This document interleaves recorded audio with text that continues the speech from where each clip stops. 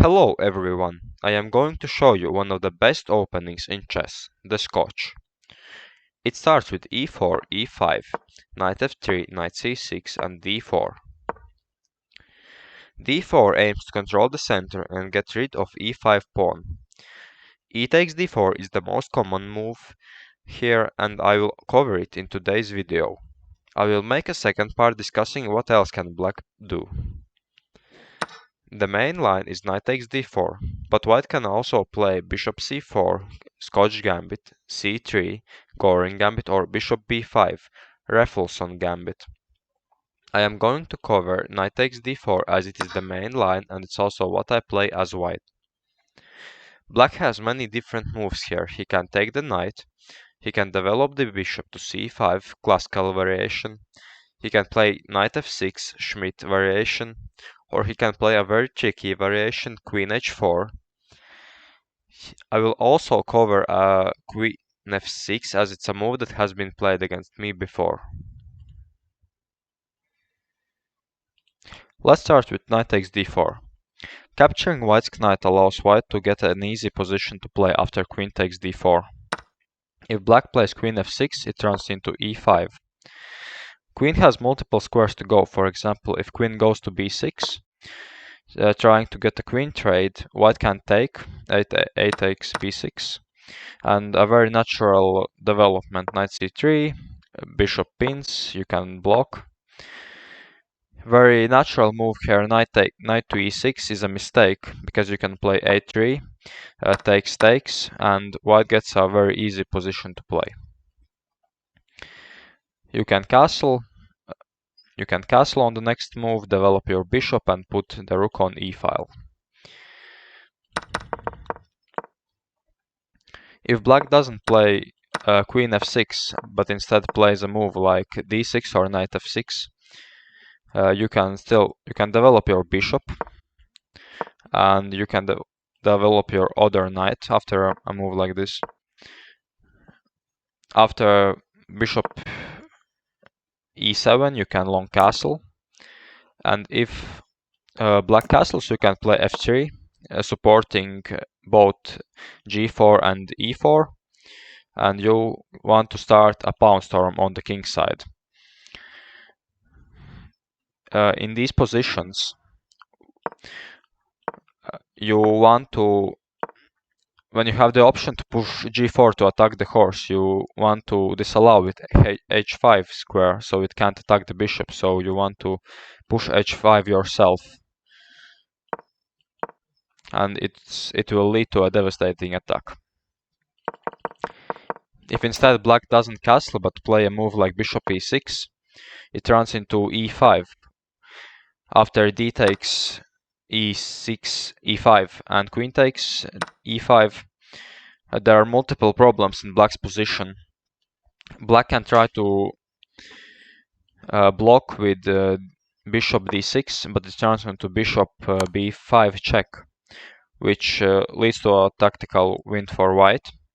If black tries to guard the queen with light square the bishop going back to d7, white can simply take c on c7 and win a pawn and get a completely winning position.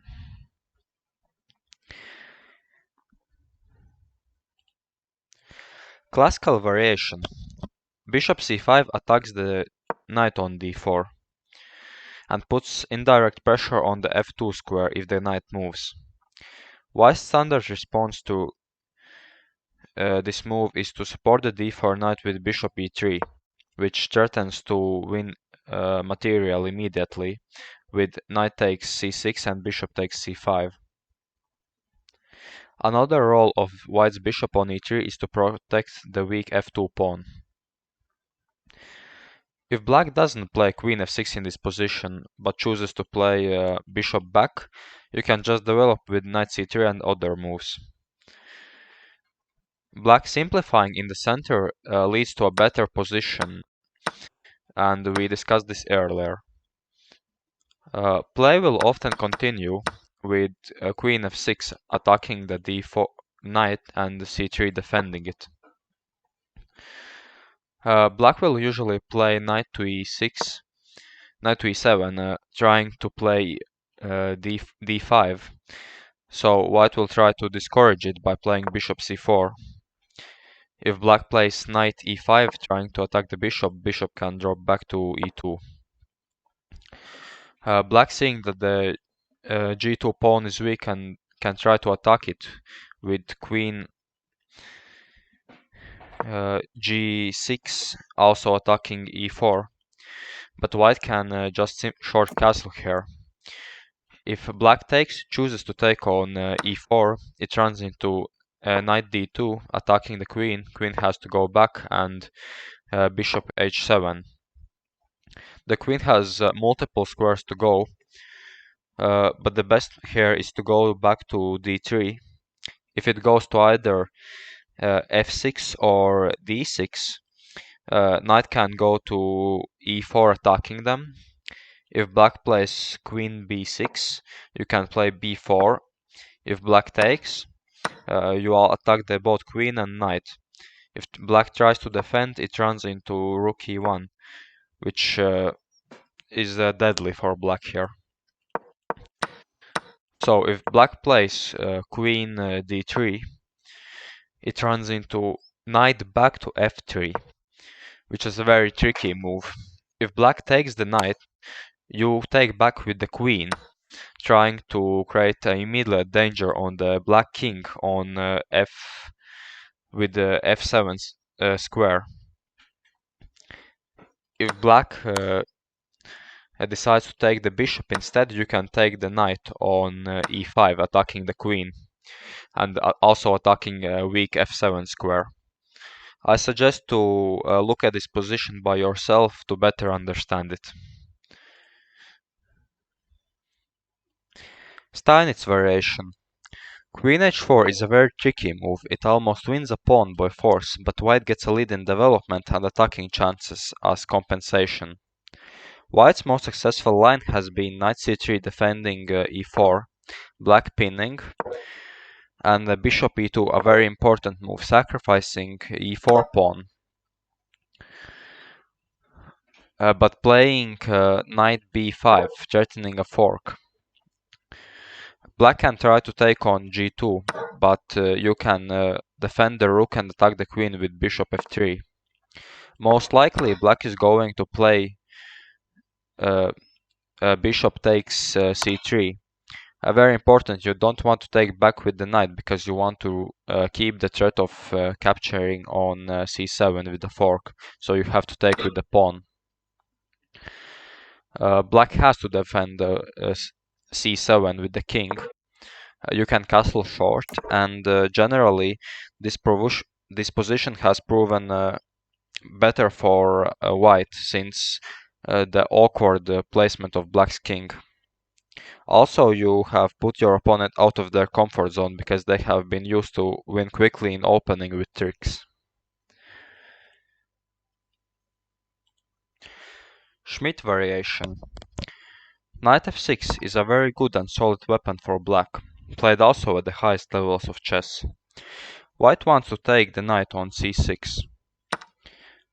D takes c6 is a mistake in this position because white can trade the queens and play f3 and get a very easy position to play with moves like bishop e2, short castle, developing knight to c3, and developing dark squared bishop to either e3 or g6. Main line is b takes c3, after which white pushes e5 to attack the knight. Black has two options. First one is to play queen e2, queen e7, pinning the knight, pinning the pawn to the king. White wants to unpin the pawn to threaten to take the knight. Knight moves to d5. White pushes c4 to attack the knight again. Black pins the pawn with move bishop a6. After this, white defends the pawn with with b3. Black wants to fianchetto dark squared bishop, so he plays g6. And according to Lee Chess Openings database, the best scoring move here is f4. You can also try to play bishop b2 or bishop a3.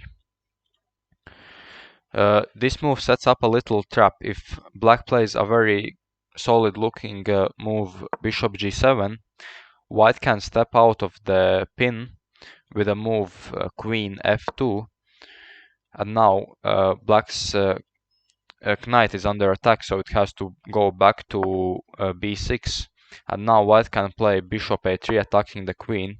Black has to block, and now white can play knight c3 and get a very pleasant position. If black chooses not to play queen e7, but instead move the knight to d5 instead, white can still do the same idea with c4 attacking the knight, and knight has to go back. The best move according to grandmasters is bishop d3, preparing short castle, developing the knight to c3, and bishop either to f4 or any other square. Thanks for watching so far into the video. I will make a second part discussing what to do if black chooses to play queen f6 or bishop b4 check. Also, I will show what to do if black doesn't take on d4 and instead plays a move like d6, sort of a Philidor-like position. Thanks for watching, and please subscribe if you don't want to miss the second part of this video and the future opening videos.